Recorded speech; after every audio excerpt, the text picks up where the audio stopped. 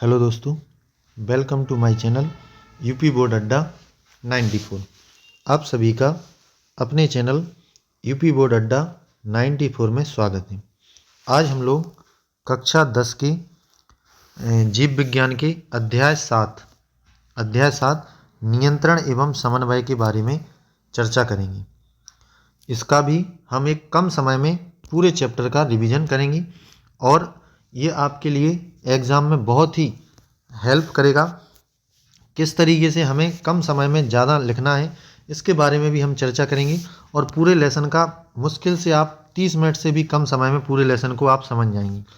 चलिए, आप लोगों को पहले ही बता दूं, अगर आप लोगों को ये वीडियो अच्छी लगती है तो वीडियो को लाइक एवं चैनल को सब्सक्राइब एवं अपने दोस्तों के साथ शेयर जरूर किया करूं, ताकि उन लोगों को भी इसका फ़ायदा मिल सके। ठीक है, चलिए वीडियो की क्लास की शुरुआत करते हैं और हम देखते हैं कि नियंत्रण एवं समन्वय क्या है। ठीक है, तो सबसे पहले हम यहाँ पर देखते हैं कि सभी सजीव अपने पर्यावरण में हो रहे परिवर्तनों के अनुरूप अनुक्रिया करते हैं। यानी हमारे आसपास जितने भी जीव होते हैं वो अपने पर्यावरण में हो रहे परिवर्तन, यानी जैसे गर्मी है, सर्दी हो रही है, या सर्दी से गर्मी हो रही है, गर्मी से बरसात हो रही है, तो जो भी परिवर्तन होता है उनकी उसी के अनुसार अनुक्रिया करते हैं। ठीक है, पर्यावरण में हो रहे ये परिवर्तन जिसके अनुरूप सजीव अनुक्रिया करते हैं उद्दीपन कहलाता है। मतलब जो भी परिवर्तन होता है उसे हम क्या करते हैं, उद्दीपन कहलाता है। जैसे कि प्रकाश, ऊष्मा, ठंडा, ध्वनि, सुगंध, स्पर्श आदि, ये सब क्या है, उद्दीपन। अब पौधे एवं जंतु अलग अलग प्रकार से उद्दीपन के प्रति अनुक्रिया करते हैं। ठीक है, यानी जो पौधे होते हैं या जंतु होते हैं वो अलग अलग प्रकार से उद्दीपन के प्रति क्या करते हैं, अनुक्रिया मतलब क्रिया करते हैं। ठीक है, जैसे आपने देखा कि कोई भी व्यक्ति किसी गर्म वस्तु पर अपना हाथ रखता है तो वो एकदम से अपने हाथ को हटा लेता है, तो वो गर्म वस्तु क्या है, उद्दीपन, और वो हाथ हटा रहा है वो क्या है, अनुक्रिया मतलब प्रतिक्रिया। सीधी सी बात है, उद्दीपन के द्वारा आपको कोई काम हो रहा है। जैसे आपके पैर में अगर कांटा चुभ रहा है, अगर आपके पैर में कोई कांटा चुभता है तो आप अपने पैर को तुरंत हटा लेते हो, तो वो कांटा क्या है, उद्दीपन, और आप पैर को हटा रहे हैं, ये वो उसके प्रति क्या है, प्रतिक्रिया। ठीक है, यही यहाँ पर होता है कि जो भी चीज़ें हैं वो बदल रही हैं, जो भी परिवर्तन हो रहा है वो है उद्दीपन, और उसके खिलाफ जो क्रिया की जा रही है उसे बोलते हैं अनुक्रिया। ठीक है, अब देखिए जंतुओं में नियंत्रण एवं समन्वय, तो यह सभी जंतुओं में दो मुख्य तंत्रों द्वारा किया जाता है। यानी जितने भी जंतु होते हैं उनमें नियंत्रण एवं समन्वय दो मुख्य तंत्रों द्वारा होता है। एक तो तंत्रिका तंत्र होता है और दूसरा अंतःस्रावी तंत्र होता है। तो सबसे पहले हम तंत्रिका तंत्र के बारे में चर्चा करेंगे। ठीक है, क्या होता है तंत्रिका तंत्र, तो नियंत्रण एवं समन्वय तंत्रिका एवं पेशीय ऊतक द्वारा प्रदान किया जाता है। यानी जो नियंत्रण एवं समन्वय होता है वो तंत्रिका एवं पेशीय ऊतक द्वारा प्रदान किया जाता है। ठीक है, तंत्रिका तंत्र तंत्रिका कोशिकाओं या न्यूरॉन के एक संगठित जाल का बना होता है और यह सूचनाओं को विद्युत आवेश के द्वारा शरीर के एक भाग से दूसरे भाग तक ले जाता है। ठीक है, तो मतलब जो तंत्रिका तंत्र होता है वो एक संगठित जाल का बना होता है। यानी अगर हमारे किसी भी अंग में कोई प्रॉब्लम होती है तो वो उस विद्युत आवेश के द्वारा उसी मतलब जिस तरीके से विद्युत एक जगह से दूसरी जगह पहुंचता है, तो ऐसी वो चीज़ एक जगह से दूसरी जगह पहुंच जाती है। ठीक है, अब देखिए इसमें हम देखते हैं ग्राही। तो ग्राही तंत्रिका कोशिका का विशिष्ट सिरे होते हैं जो वातावरण से सूचनाओं का पता लगाते हैं। ये ग्राही हमारी ज्ञानेंद्रियों में स्थित होते हैं। कौन कौन से ग्राही हैं, जैसे सबसे पहला है कान। तो कान क्या करता है, सुनना और शरीर का संतुलन करता है। आँख कैसा ग्राही, ये प्रकाश ग्राही, यानी प्रकाश को देखता है, देखने का काम भी यही करता है। त्वचा, ये ताप ग्राही, यानी ताप को नियंत्रित कर ताप की को ग्रहण करता है, गर्म एवं ठंडा महसूस करता है, स्पर्श भी करता है। ठीक है, तो ये त्वचा हो गया। इसके बाद नाक। नाक कैसा है, घ्राण ग्राही है, घ्राण मतलब घृणा, गंध का पता लगाती है। जीभ कैसा है, रस संवेदी ग्राही है, यानी ये इससे स्वाद का पता लगाता है। अब देखिए तंत्रिका कोशिका न्यूरॉन, ये होती है तंत्रिका कोशिका न्यूरॉन। यह यह तंत्रिका तंत्र की संरचनात्मक एवं क्रियात्मक इकाई है। तो देखिए इसके बीच में होता है केंद्रक, यहाँ जो होता है इसे बोलते हैं द्रुमिका, ये बीच में छोटे छोटे से बिंदु होते हैं इनको बोलते हैं तंत्रिकाक्ष। क्या बोलते हैं? तंत्रिकाक्ष। और ये यहाँ होते हैं तंत्रिका का अंतिम स्राव होता है, और बीच में जो होता है वो कोशिका होता है। ये तो ये न्यूरॉन का चित्र बना हुआ है, ठीक है। अब देखिए तंत्रिका कोशिका के भाग। तो हमने देखा सबसे पहले द्रुमिका। क्या है? द्रुमिका। तो कोशिकाएं से निकलने वाली धागे जैसी संरचना जो सूचना प्राप्त करती है उसे हम क्या कहते हैं? द्रुमिका। कोशिका काय क्या होता है? तो प्राप्त की गई जानकारी को विद्युत आवेश के रूप में चलती है। मतलब यहाँ कोई प्रॉब्लम हुई तो इसके बाद जो कोशिका होगी वो इस जगह से विद्युत आवेश की तरह ये आगे की तरफ पहुँचाएगी, चलती रहती है। इसके बाद तंत्रिकाक्ष जो होता है, तंत्रिकाक्ष जो छोटे छोटे गोले होते हैं, ये क्या है? तो यह सूचना के विद्युत आवेश को कोशिकीय काय से दूसरी न्यूरॉन की ध्रुवीयता तक पहुंचाता है, ठीक है। इसके बाद आगे होते हैं अंतःग्रंथ, यानी जिन्हें सिनेप्स कहते हैं। अंतःग्रंथ क्या होते हैं? तो यह तंत्रिका के अंतिम सिरे एवं अगली तंत्रिका कोशिका की ध्रुमिका के मध्य का रिक्त स्थान होता है। यहाँ विद्युत आवेश को रासायनिक संकेत में बदला जाता है जिससे यह आगे संचारित हो जाते हैं। अब देखो इसके बाद तो ये तो हो गए उद्दीपन। अब इसकी प्रतिवर्ती क्रिया, किसी उद्दीपन के प्रति तेज व अचानक की गई अनुक्रिया प्रतिवर्ती क्रिया होती है, कहलाती है। यानी किसी भी चीज, किसी भी उद्दीपन के प्रति तेज की गई, अचानक की गई अनुक्रिया को हम क्या करते हैं? प्रतिवर्ती क्रिया कहते हैं। उदाहरण के लिए जैसे किसी गर्म वस्तु को छूने के पर आप हाथ को पीछे हटा लेते हैं, तो यही आपकी क्या है? प्रतिक्रिया। हाथ को पीछे हटाना क्या है? प्रतिक्रिया। अब देखिए प्रतिवर्ती चाप। प्रतिवर्ती चाप क्या है? तो प्रतिवर्ती क्रिया के दौरान विद्युत आवेश जिस पथ पर चलते हैं उसे प्रतिवर्ती चाप कहते हैं। जैसे कोई उद्दीपन है तो इसमें ग्राही अंग या तो त्वचा हो सकती है, तो ये क्या करती है? अनुक्रिया, हाथ को पीछे हटाना, इसकी प्रतिक्रिया होगी। तो कार्य अंग पेशी होगी, तो ये मेरुरज्जु इसको कंट्रोल करती है। अब देखिए अनुक्रिया यह 3 प्रकार की होती है। कितने प्रकार की होती है? 3 प्रकार की। सबसे पहला अग्र मस्तिष्क द्वारा नियंत्रित की जाती है। जो अग्र मस्तिष्क, जो ऐच्छिक क्रिया होती है, अनुक्रिया सबसे पहली ऐच्छिक, तो इसमें अग्र मस्तिष्क जो हमारा मस्तिष्क का आगे वाला हिस्सा होता है इससे नियंत्रित की जाती है। इसमें बोलना लिखना आता है। दूसरा होती है अनैच्छिक क्रिया, जो आपकी इच्छा नहीं चाहती है फिर भी की जाती है, तो ये मध्य एवं पश्चिम मस्तिष्क द्वारा नियंत्रित की जाती है। जैसे श्वसन, आप सांस लेना नहीं चाहते लेकिन फिर भी ली जाती है। और दिल का धड़कना, यानी आपकी हार्ट, आप चाहते हैं कि रुक जाए लेकिन कभी नहीं रुकता, तो ये कैसी क्रिया है? अनैच्छिक क्रिया है। इसके बाद प्रतिवर्ती क्रिया, तो ये मेरुरज्जु द्वारा नियंत्रित की जाती है। नहीं, मेरुरज्जु को ही हम कहते हैं रीढ़ की हड्डी। क्या कहते हैं? रीढ़ की हड्डी द्वारा इसको नियंत्रित किया जाता है। इसमें क्या आता है? तो देखें इसमें गर्म वस्तु को छूने पर पीछे को हाथ हटाना, ये प्रतिवर्ती क्रिया होती है। क्या होती है? प्रतिवर्ती क्रिया। अब देखिए प्रतिवर्ती क्रिया की आवश्यकता क्यों होती है? तो कुछ परिस्थितियां में, जैसे गर्म वस्तु छूने पर, पैनी वस्तु चुभने पर आदि में हमें तुरंत क्रिया करनी होती है, वरना हमारे शरीर को क्षति पहुंच सकती है।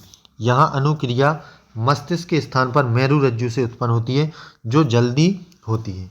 मतलब अगर ये काम, वैसे तो हमारा पूरे शरीर का जो नियंत्रण करता है वो मस्तिष्क करता है, लेकिन ये जो क्रिया हो जैसे पेन चुभना या कोई भी क्रिया, इनको जल्दी इसमें रिस्पॉन्स लेना होता है, लेकिन तो इसलिए इसको कौन नियंत्रित करता है? मेरुरज्जु करता है। अब देखिए मानव तंत्रिका तंत्र क्या है? तो इसमें केंद्रीय तंत्रिका तंत्र होता है, एक होता है परिधीय तंत्रिका तंत्र। तो केंद्रीय तंत्रिका तंत्र में होता है मस्तिष्क और मेरुरज्जु, जबकि परिधीय तंत्रिका तंत्र में होता है कपाल तंत्रिका, नहीं जिससे मस्तिष्क से निकलती है, और दूसरा होता है मेरु तंत्रिका जो मेरुरज्जु से निकलती है। अब देखते हैं मानव मस्तिष्क। तो मस्तिष्क सभी क्रियाओं के समन्वय का केंद्र है। इसके 3 मुख्य भाग होते हैं। तो मस्तिष्क के 3 भाग कौन होते हैं? अग्र मस्तिष्क, मध्य मस्तिष्क और पश्चिम मस्तिष्क। तो अग्र मस्तिष्क क्या होता है? तो यह मस्तिष्क का सबसे अधिक जटिल एवं विशिष्ट भाग होता है। यानी जो अग्र मस्तिष्क होता है वह सबसे अधिक जटिल एवं विशिष्ट भाग होता है। यह प्रामस्तिष्क है। इसे हम क्या कहते हैं? प्रामस्तिष्क कहते हैं। इसका कार्य क्या क्या होता है? तो यह मस्तिष्क का मुख्य सोचने वाला भाग है। यानी जितनी भी हम सोच समझ के काम करते हैं वो अग्र मस्तिष्क से ऐच्छिक कार्यों को नियंत्रित करता है। सूचनाओं को याद रखना, यानी जो भी आप पढ़ते हो, लिखते हो, जो भी याद रखते हो वो इसी से होता है। शरीर के विभिन्न हिस्सों में से सूचनाओं को एकत्रित करना एवं उनका समायोजन करता है। और भूख से संबंधित केंद्र, यानी आपको जो प्रतीत होता है कि हमें भूख लगी, ये भी अग्र मस्तिष्क से होता है। दूसरा इसका भाग है मध्य मस्तिष्क। तो ये अनैच्छिक क्रियाओं को नियंत्रित करता है, जैसे पुतली के आकार में परिवर्तन, सिर, गर्दन आदि की प्रतिवर्ती क्रिया करता है, ये मध्य मस्तिष्क। इसके बाद पश्च मस्तिष्क, इसके भी 3 भाग होते हैं। पहला होता है अनुमस्तिष्क, दूसरा मेडुला और तीसरा होता है पोन्स। तो शरीर की संस्थिति तथा संतुलन बनाना ऐच्छिक क्रियाओं की परिशुद्धि है, जैसे पेन उठाना। मेडुला अनैच्छिक कार्यों का नियंत्रण, जैसे रक्तचाप, वमन आदि। पोन्स अनैच्छिक क्रियाओं जैसे श्वसन का नियंत्रित करना। ठीक है, तो ये पश्चिम मस्तिष्क के भाग होते हैं। ठीक है, अब देखिए ये होता है इस तरीके का अग्र मस्तिष्क। ये यहाँ पर जो हिस्सा होता है ये अग्र मस्तिष्क का भाग है, ये प्रामस्तिष्क, और ये मध्य मस्तिष्क बीच में, और ये पश्चिम मस्तिष्क यहाँ जो होता है पश्चिम मस्तिष्क। ठीक है, और तो इस तरीके से ये पूरा स्ट्रक्चर मानव के मस्तिष्क का बना हुआ है, आप इसको अच्छे से देख सकते हैं। ठीक है, अब देखिए मस्तिष्क एवं मेरुरज्जु की सुरक्षा, यानी मस्तिष्क और मेरुरज्जु की सुरक्षा कौन करता है। तो मस्तिष्क क्या है, तो मस्तिष्क एक हड्डियों के बॉक्स में अवशिष्ट होता है। बॉक्स के अंदर तरल पूरित गुब्बारे में मस्तिष्क होता है, जो प्रघात अवशोषक का कार्य करता है। मेरुरज्जु क्या है, तो मेरुरज्जु की सुरक्षा को कैशेरू की दंड या रीढ़ की हड्डी करती है। कौन करती है, रीढ़ की हड्डी करती है। अब देखिए तंत्रिका ऊतक एवं पेशी ऊतक के बीच समन्वय। तो एक तो ज्ञानेंद्रियां होती हैं, ये संवेदी तंत्रिकाएं होती हैं, ये केंद्रीय तंत्रिका तंत्र में होती हैं। ये ज्ञानेंद्रिया में उद्दीपन, सूचना प्राप्त व संसाधित करना, नियंत्रित करना, अनुक्रिया उत्पन्न करना, प्रेरक। इसके बाद ये पहुंचता है पेशी ऊतक में। कहाँ पर, पेशी ऊतक। तो पेशी ऊतक क्या करता है, प्रोटीन को पुनः व्यवस्थित करता है, फिर पेशी संकुचन होता है, इससे अनुक्रिया होती है। अब देखिए विद्युत संकेत या तंत्रिका तंत्र की सीमाएं। तो विद्युत संवेग केवल उन कोशिकाओं तक पहुंच सकता है जो तंत्रिका तंत्र से जुड़ी होती हैं, यानी इस तरीके से जो भी इसमें जुड़ी होंगी वहां तक विद्युत संकेत आराम से पहुंच जाता है। दूसरा, एक बार विद्युत आवेग उत्पन्न करने के बाद कोशिका नया आवेग उत्पन्न करने से पहले अपनी कार्यविधि सुचारू करने के लिए समय लेती है, अतः कोशिका लगातार आवेग उत्पन्न नहीं कर सकती है। पौधों में कोई तंत्रिका तंत्र नहीं होता है, यानी जो पौधे होता है उसमें कोई तंत्रिका तंत्र नहीं होता है। इसके बाद रासायनिक संचरण क्या होता है, तो रासायनिक विद्युत संचरण की सीमाओं को दूर करने के लिए रासायनिक संचरण का उपयोग शुरू हुआ है। ठीक है, अब देखेंगे पौधों में समन्वय। तो पौधों में कैसे समन्वय होता है, तो पौधों में गति तो वृद्धि का गति पर निर्भर ना होना, यानी जो वृद्धि होती है वो गति पर निर्भर नहीं होती है, लेकिन वृद्धि पर निर्भर गति होती है, यानी वृद्धि पर निर्भर गति होती है। उद्दीपन के लिए तत्काल अनुक्रिया, तो वृद्धि पर निर्भर ना होना। पौधे विद्युत रासायनिक साधन का उपयोग करके सूचनाओं को एक कोशिका से दूसरी कोशिका तक पहुंचाते हैं। कोशिका अपने अंदर उपस्थित पानी की मात्रा को परिवर्तित कर गति उत्पन्न करती है, जिससे कोशिका फूल या सिकुड़ जाती है। जैसे छूने पर छुई मुई के पौधों की पत्तियां सिकुड़ जाती हैं। छुई मुई का आपने पौधा देखा होगा, जैसे ही उसको छूते हैं तो वो अपनी बंद होने लगती हैं धीरे धीरे करके। ठीक है, इसके बाद वृद्धि के कारण गति, तो ये दिशिक या अनुवर्धन गतियाँ उद्दीपन के कारण होती हैं। इसमें प्रतान का वह भाग जो वस्तु से दूर होता है, वस्तु के पास वाले भाग की तुलना में तेजी से गति करता है, जिससे प्रतान वस्तु के चारों ओर लिपट जाती है। प्रकाशानुवर्तन प्रकाश की तरफ गति करता है। गुरुत्वानुवर्धन पृथ्वी की तरफ या दूर गति करता है। रसायनुवर्तन ये पराग नली की अंडाशय की तरफ गति करता है। जलानुवर्तन ये पानी की तरफ जड़ों की गति करता है। ठीक है, अब हम आगे बढ़ते हैं। अब हम देखते हैं पादप हार्मोन।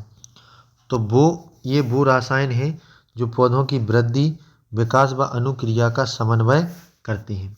मुख्य पादप हार्मोन कौन कौन से हैं, तो एक तो है ऑक्सिन। ऑक्सिन क्या करता है, शाखाओं के अग्रभाग पर बनता है, कोशिकाओं की लंबाई में वृद्धि करता है, ये प्रकाश अनुवर्तन में सहायक होता है। दूसरा है जेब्रेलन, ये तने में की वृद्धि में सहायक है। तीसरा है साइटोकाइनेसिस, काइनिन, ये कोशिका विभाजन तीव्र करता है। फलवा बीज में अधिक मात्रा में पाया जाता है। इसके बाद अगला है एब्सिक अम्ल, एब्सिसिक अम्ल, तो ये वृद्धि संदमन है, पत्तियों का मुरझाना है, तनाव हार्मोन है। ठीक है, इसके बाद आगे हम बढ़ते हैं जंतुओं में कौन कौन से हार्मोन होते हैं। तो हार्मोन, पहले तो हार्मोन के बारे में जानते क्या है। तो ये वो रसायन जो जंतुओं की क्रियाओं, विकास एवं वृद्धि का समन्वय करते हैं। अंतःस्रावी ग्रंथियाँ, ये वो ग्रंथियाँ जो अपने उत्पाद रक्त में स्रावित करती हैं, जो हार्मोन कहलाते हैं। तो देखिए, ध्यान से देखना कि कौन कौन से हार्मोन हैं, अंतःस्रावी ग्रंथियाँ को एवं उनके कारक क्या हैं। तो ध्यान रखें, सबसे पहले होता है थायरॉक्सिन, तो अब2 ग्रंथि, इसमें कौन सी ग्रंथि पाई जाती है, अब2 ग्रंथि, ये गर्दन में होता है। इसका कार्य होता है कार्बोहाइड्रेट, प्रोटीन व वसा का उपापचय। दूसरा होता है वृद्धि हार्मोन, ये पीयूष ग्रंथि में होता है, इसी को हम पीयूष ग्रंथि को ही मास्टर ग्रंथि कहते हैं। ये मस्तिष्क में पाई जाती है। इसका काम होता है वृद्धि व विकास का नियंत्रण करना। तीसरा होता है एड्रीनलिन, जो हार्मोन का नाम है एड्रीनलिन, और ग्रंथि अधिवृक्क में पाया जाता है। ये वृक्क के ऊपर, किडनी में वृक्क के ऊपर पाया जाता है। ये बीपी, हृदय की धड़कन आदि का नियंत्रण आपातकाल में करते हैं। अगला है इंसुलिन, इंसुलिन अग्नाशय में पाया जाता है, उदर के नीचे पाया जाता है। ये रक्त में शर्करा की मात्रा को नियंत्रित करता है। अगला है जो लिंग हार्मोन होता है, इसमें जो होता है टेस्ट्रोजन, टेस्टोस्टेरोन होता है, ये नर में पाया जाता है, यानी पुरुषों में पाया जाता है। और यही एस्ट्रोजन, ये मादा में, मतलब महिलाओं में पाया जाता है। तो लिंग हार्मोन है टेस्टोस्टेरोन पाया जाता है नर में, और एस्ट्रोजन पाया जाता है मादा में। ठीक है, तो ये कहाँ पाया जाता है, ये वृषण में पाया जाता है, पुरुष के वृषण में पाया जाता है, महिलाओं के अंडाशय में पाया जाता है। ये पेट का निचले हिस्सा में पाया जाता है। ये यौना आरंभ से संबंधित परिवर्तन, यानी लैंगिक परिपक्वता लाता है, जैसे दाढ़ी, मूछ, ये सब निकलना। तो पुरुषों में एस्ट्रोजन, ये महिलाओं में होता है।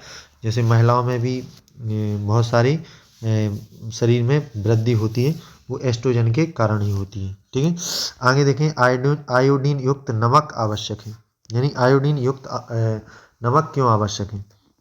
तो अब टू ग्रंथि जैसे थायराइड ग्रंथि को थायरॉक्सिन हार्मोन बनाने के लिए आयोडीन की आवश्यकता होती है। थायरॉक्सिन कार्बोहाइड्रेट, वसा तथा प्रोटीन के उपापचय का नियंत्रण करता है, जिससे शरीर की संतुलन वृद्धि हो सके। अतः अब2 ग्रंथि के सही रूप से कार्य करने के लिए आयोडीन की आवश्यकता होती है। आयोडीन की कमी से गला फूल जाता है, जिसे गॉइटर बीमारी कहते हैं। मधुमेह, तो मधुमेह क्या है, इस बीमारी में रक्त में शर्करा का स्तर बढ़ जाता है, यानी रक्त में शक्कर की मात्रा बढ़ जाती। कारण है कि अग्नाशयी ग्रंथि द्वारा स्रावित इंसुलिन हार्मोन की कमी के कारण इंसुलिन रक्त में शर्करा का स्तर नियंत्रित करता है।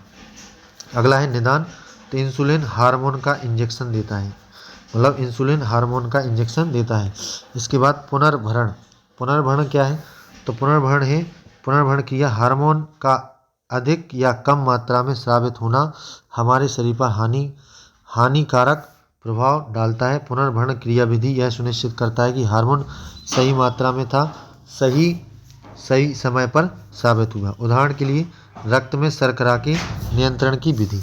ठीक है, अब ये रक्त में शर्करा की मात्रा को बढ़ाना किस तरीके, रक्त में शर्करा की मात्रा बढ़ाता है, अग्नाशय द्वारा संसूचित करना, इंसुलिन का स्राव होना, रक्त शर्करा की मात्रा का घटना। तो ये बंद करो, पुनर्भरण भेजना। ठीक है, इसके बाद ये बताता है, इसके बाद अग्नाशय द्वारा इंसुलिन का ना बनना।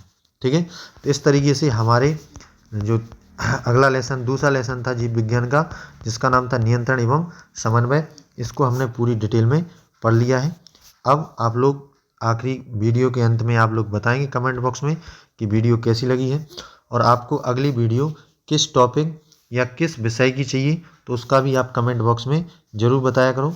आप कमेंट करते हो तो एक मन में अलग उत्साह होता है और काम करने का और अधिक मन करता है। ठीक है, बाकी क्लास को यहीं समाप्त करते हैं। जय हिंद, जय